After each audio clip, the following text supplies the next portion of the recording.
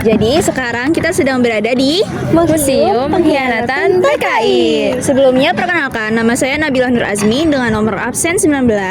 Nama saya Naila Zaskia Sabila dengan nomor absen 20. Nama saya Nabila Nailanisa dengan nomor absen 18. Nama saya Marsha Tersandia, absen 15. Selamat menyaksikan ya. Stay tune. Kali ini kita akan mengunjungi Museum Pengkhianatan PKI di Lubang Buaya, Jakarta Timur. Museum ini menyimpan berbagai sejarah peristiwa dari G30 SPKI. Di dalamnya menyimpan diorama, foto, dan peninggalan sejarah, termasuk sumur tua tempat para pahlawan revolusi ditemukan. Yuk kita lihat lebih dekat untuk mengenang dan memetik pelajaran penting dari sejarah bangsa kita. Di ruang pertama ini, museum mulai menjelaskan bagaimana awal mula gerakan PKI terbentuk. Dari perkembangan politik saat itu, munculnya organisasi, sampai berbagai peristiwa yang akhirnya mengarah pada konflik besar di tahun 1965.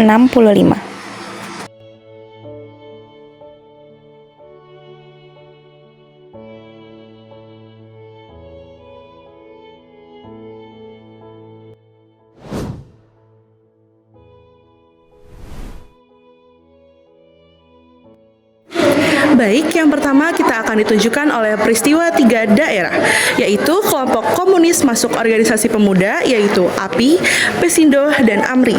Mereka menggerakkan massa di Brebes, Tegal, dan Pemalang, maka disebut 3 daerah. Tujuannya untuk merebut kekuasaan lokal dengan teror, pembunuhan, dan penjarahan. Puncaknya terjadi pada tanggal 4 November 1945, AMRI dan massa menyerang kota Tegal. Setelah gagal, mereka bentuk BPTD atau Badan Perjuangan 3 Daerah yang dipimpin oleh Kamijaya, terus melakukan perebutan kekuasaan di Pekalongan.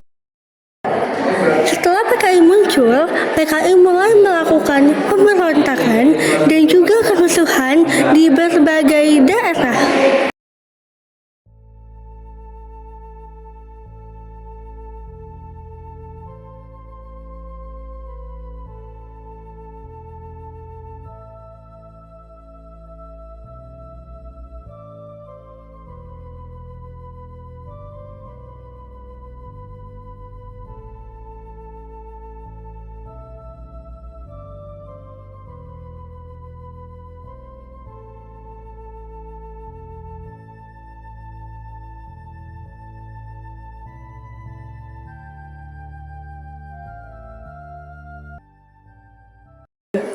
Oke, setelah gagal merebut kota Trenggalek, Batalion Maladi Yusuf membuat kubu pertahanan di Desa Soko di kaki Gunung Wilis, Ponorogo. Nah, akhirnya Kompi Sumadi menyerbu dari arah selatan dan berhasil untuk mendesak PKI dan menghancurkan PKI. PKI kemudian tidak mampu bertahan dan akhirnya mereka mundur.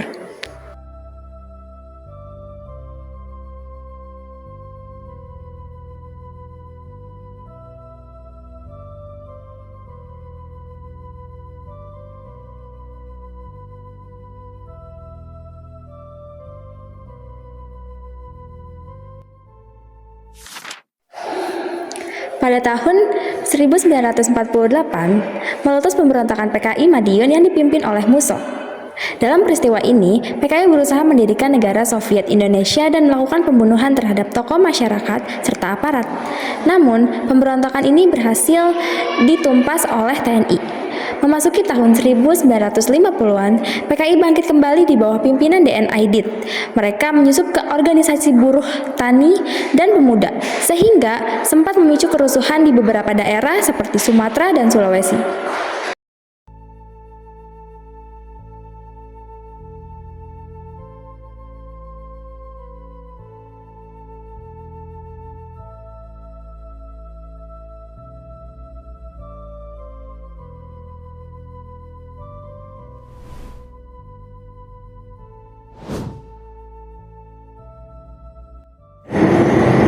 baik dalam rangka untuk melancarkan jalan bagi PKI untuk meraih kesuksesan, maka dibentuklah Biro Khusus PKI yang beranggotakan Syam Kamaruzaman, Pono, dan Waluyo. Mereka berada langsung di bawah Ketua PKI yaitu DN Aidit. Nah, mereka melaksanakan berbagai rapat dengan jumlah 16 kali dan dalam satu rapat dengan Oknum ABRI dibahas masalah pelaksanaan yang meliputi personel, logistik, pembagian tugas, pembagian sektor, dan sasaran gerakan serta konsep Dewan Revolusi dengan rapat terakhir pada 29 September 1965 yang memutuskan gerakan diberi nama Gerakan 30 September. Oke, selanjutnya ada latihan sukarelawan PKI di Lubang Buaya.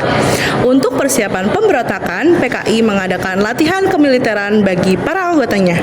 Dalih yang digunakan ialah melatih para sukarelawan dalam rangka konfrontasi terhadap Malaysia. Latihan diadakan dari tanggal 5 Juli hingga 30 September 1965. Mereka berjumlah 3.700 anggota dan dibagi menjadi 7 gelombang. Selanjutnya akan dijelaskan oleh teman saya, Naila Zaskia.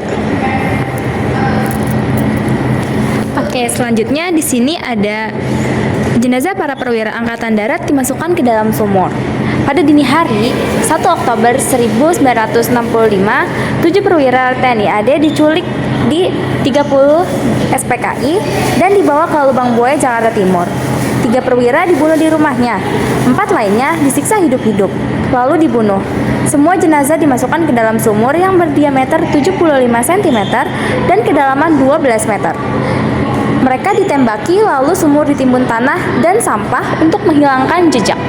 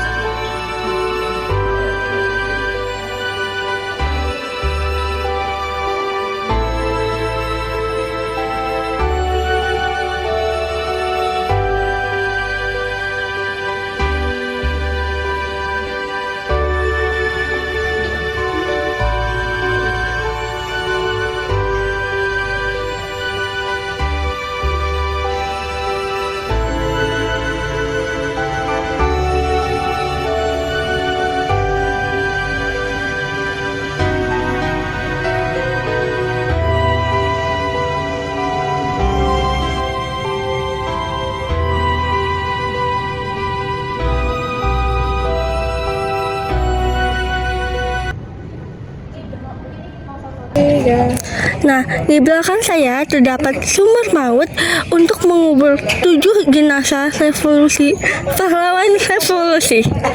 Nah, di sini sumur maut sedalam 12 meter dan juga diameternya itu 75 cm.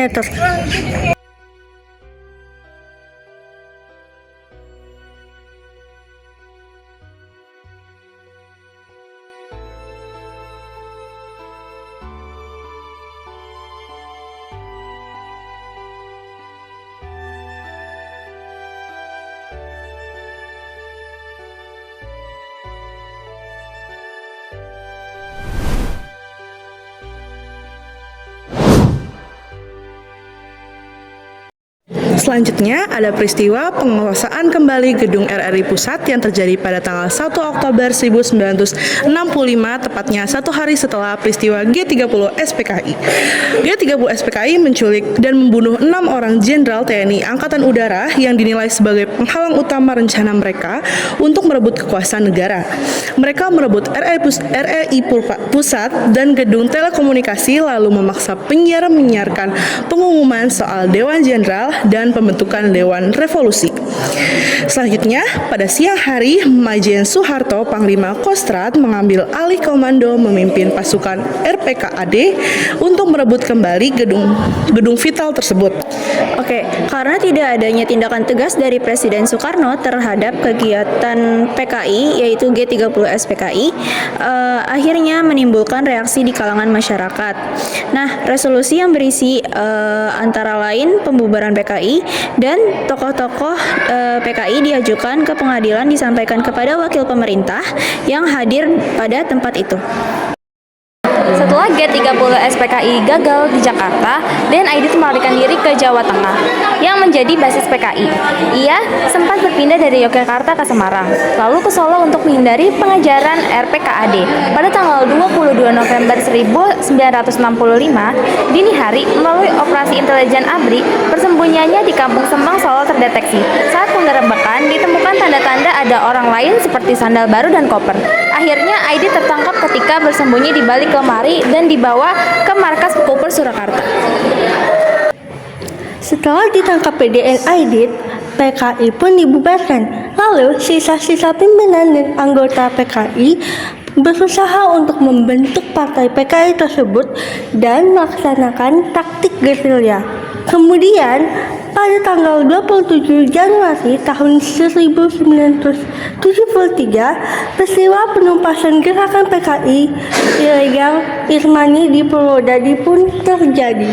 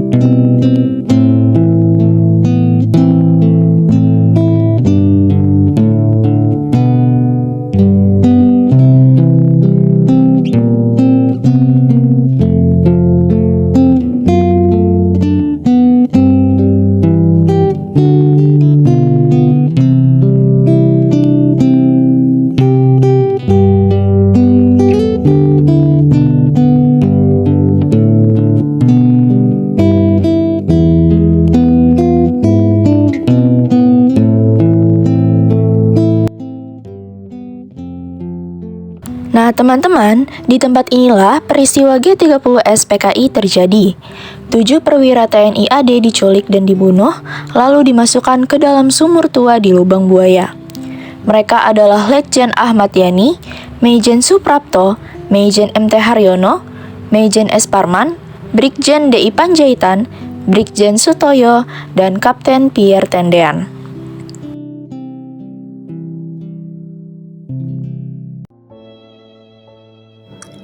Di bagian ini ada beberapa barang peninggalan PKI, mulai dari baju anggota, mobil operasional, dapur umum, sampai pos komando. Barang-barang ini dipakai untuk kegiatan mereka sehari-hari, dari pergerakan, logistik, sampai koordinasi. Semua benda ini sekarang jadi bukti sejarah supaya kita bisa lihat bagaimana organisasi itu beraktivitas pada masanya.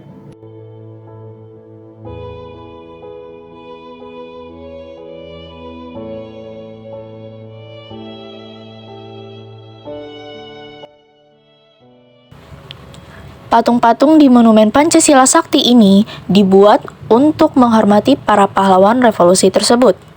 Monumen ini mengingatkan kita agar selalu menjaga Pancasila dan belajar dari sejarah kelam bangsa. Oke, sekian penjelasan dari peristiwa G30 SPKI, baik itu sebelum, saat, maupun sesudah. Semoga apa yang kita sampaikan dapat menambah wawasan teman-teman semua. Amin.